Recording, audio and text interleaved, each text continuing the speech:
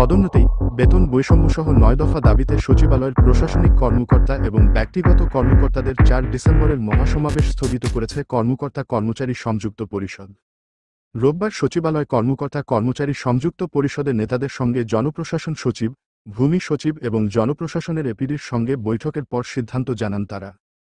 এ বিষয়ে জনপ্রশাসন সচিব মোখলেস উর রহমান বলেন, সচিবালয়ে ব্যক্তিগত এবং প্রশাসনিক কর্মচারী আছেন ২,০০০-এর উপরে। দীর্ঘদিন তারা বেতন এবং পদোন্নতিবঞ্চিত ছিলেন। তাদের ৯ দফা যে দাবি আছে সেগুলো কোনোটাই অযৌক্তিক নয়। এসব দাবি পূরণ করা সম্ভব, তবে সময়সাপেক্ষ। কিছু দাবি তাৎক্ষণিকভাবে পূরণ করা গেলেও কয়েকটি রয়েছে দীর্ঘমেয়াদী। সেসব দাবির সঙ্গে আইন, ভূমি এবং অর্থ মন্ত্রণালয় জড়িত। ভূমি সচিব এএসএম সালেহ আহমেদ এবং এপিডি বলেন, সচিবালয়ের কর্মচারীদের এসব দাবি নিয়ে আমরা আলোচনা করেছি। ধাপে ধাপে তাদের এসব দাবি পূরণ করা হবে। আইনি কিছু জটিলতা রয়েছে যা নিয়ে প্রধান উপদেষ্টার সঙ্গেও আলোচনা করতে হবে বলে জানান তারা। এ বিষয়ে সংযুক্ত পরিষদের সভাপতি বাদিউল কবির বলেন, সচিবালয়ে যে উত্তেজনা বিরাজ করছে সেই বিষয়টি আমাদের জনপ্রশাসন সচিব, ভূমি সচিব এবং ঊর্ধ্বতন কর্মকর্তারা স্বীকার করে নিয়েছেন।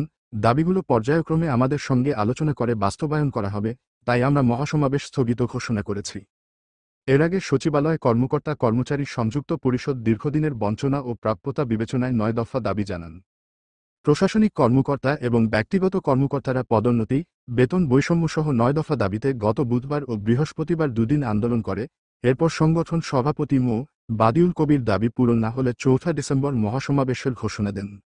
দাবিগুলো হল পতিত স্বৈরাচারের আমলে চাকরি হতে অন্যায়ভাবে সাময়িক বরখাস্ত এবং বাধ্যতামূলক অবসর প্রদানকারী কর্মচারীদের স্বল্প সময়ের মধ্যে চাকরিতে পুনর্বহালের জন্য মন্ত্রিপরিষদ বিভাগ থেকে সব মন্ত্রণালয়, বিভাগে পরিপত্র জারি করা, ক্ষতিগ্রস্তদের মধ্য হতে যারা ইতোমধ্যে নিয়মিত সরকারি চাকরিকাল অতিক্রম করেছেন তাদেরকে ভূতাপেক্ষ জ্যেষ্ঠতা প্রদানসহ নিয়মিত চাকরির ন্যায় ভূতাপেক্ষভাবে আর্থিক সুবিধাদি প্রদানের নির্দেশনা প্রদান। এছাড়াও বিদ্যমান অস্থিতিশীল বাজার পরিস্থিতি ও দ্রব্যমূল্যের ঊর্ধ্বগতির কারণে প্রজাতন্ত্রের কর্মচারীগণ তাদের নির্ধারিত স্বল্প বেতন দিয়ে সঙ্গতিপূর্ণ জীবন যাপনে অপারগ হয়ে দুর্বিষহ দিনাতিপাত করছে। সে কারণে অনতিবিলম্বে কর্মচারী প্রতিনিধিদের অন্তর্ভুক্ত করে জাতীয় পে কমিশন গঠন এবং বেতন বৈষম্য দূরীকরণ, ন্যায় ও সমতার ভিত্তিতে বিদ্যমান ২০টি গ্রেডের পরিবর্তে ১০টি বেতন গ্রেড নির্ধারণ করা। পূর্ণাঙ্গ পে কমিশন বাস্তবায়নের পূর্বে সকল স্তরের কর্মচারীদের জন্য ১ থেকে ২০ গ্রেড পর্যন্ত ৫০% মহার্ঘ ভাতা বাস্তবায়ন করতে হবে এবং পরবর্তী পে কমিশন চূড়ান্ত বাস্তবায়ন না হওয়া পর্যন্ত বিদ্যমান ২০টি গ্রেডের মধ্যে ২০তম গ্রেডে অফিস সহায়ক কর্মরতদের বেতন গ্রেড ১৭তম গ্রেডে ও ১৭তম গ্রেড ক্যাশ সরকার ১৫তম গ্রেডে। সরকারি হিসাব রক্ষণ কর্মকর্তা গ্রেড -১০ হতে গ্রেড -৯, হিসাব রক্ষক গ্রেড ১২ হতে উপসরকারি হিসাব রক্ষণ কর্মকর্তা গ্রেড -১০, ক্যাশিয়ার গ্রেড -১৪ হতে গ্রেড -১২ ও photocopy machine operator DMO grade -১৮ হইতে গ্রেড -১৬ তে উন্নীত করতে হবে। পূর্বের ন্যায় ১০০% পেনশন ও গ্র্যাচুইটির হার ৪০০ টাকা বৃদ্ধি করতে হবে। সকল স্তরের কর্মচারীদের জন্য পূর্বের ন্যায় টাইম স্কেল ও সিলেকশন গ্রেড চালু করা। কর্মকর্তা কর্মচারীদের বার্ষিক আয়সীমা ৫ লাখ টাকা পর্যন্ত আয়করমুক্ত রাখা। সচিবালয় কর্মচারীদের জন্য রাষ্ট্রপতির কার্যালয়ের ন্যায় সচিবালয় ভাতা ও প্রতিরক্ষা মন্ত্রণালয়ের ন্যায় রেশনিং প্রথা চালু করা। যেহেতু দেশের মানুষের গড় আয় বৃদ্ধি পেয়েছে এবং সরকারি কর্মচারীরা পূর্বের চেয়ে দীর্ঘদিন কর্ম সম্পাদনে সক্ষম, সেহেতু চাকরি থেকে অবসরের বিদ্যমান ৫৯ বছরের বয়স বা সময়সীমা আরও ৩ বছর বর্ধিত করে ৬২ বছর নির্ধারণ করা।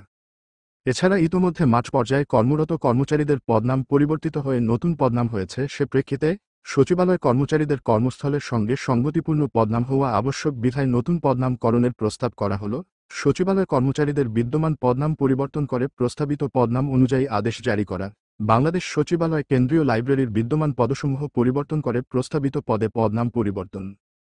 পদোন্নতি ক্ষেত্রে চরমভাবে বঞ্চিত বাংলাদেশ সচিবালয়ের কর্মকর্তা কর্মচারীদের ন্যায্য প্রাপ্যতানুযায়ী সংযুক্ত সারসংক্ষেপে বর্ণিত পদসমূহ সংখ্যানুপাতে সংরক্ষণের আদেশ জারির নিমিত্তে সংশ্লিষ্ট মন্ত্রণালয়, বিভাগকে নির্দেশনা প্রদান এবং কর্মচারীদের দাবিসমূহ বাস্তবায়নের জন্য গঠিত পর্যালোচনা কমিটিতে বাংলাদেশ সচিবালয় কর্মকর্তা কর্মচারী সংযুক্ত পরিষদের একজন প্রতিনিধি অথবা তাদের পক্ষ থেকে মনোনীত একজন প্রতিনিধির অন্তর্ভুক্তি নিশ্চিত করা।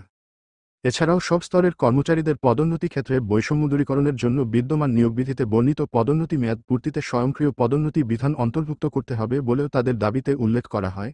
নবম পে স্কেল সহ সরকারি চাকরিজীবীদের বেতন বৃদ্ধি সংক্রান্ত সঠিক তথ্য পেতে চ্যানেলটিতে লাইক, কমেন্ট ও সাবস্ক্রাইব করতে ভুলবেন না। ধন্যবাদ।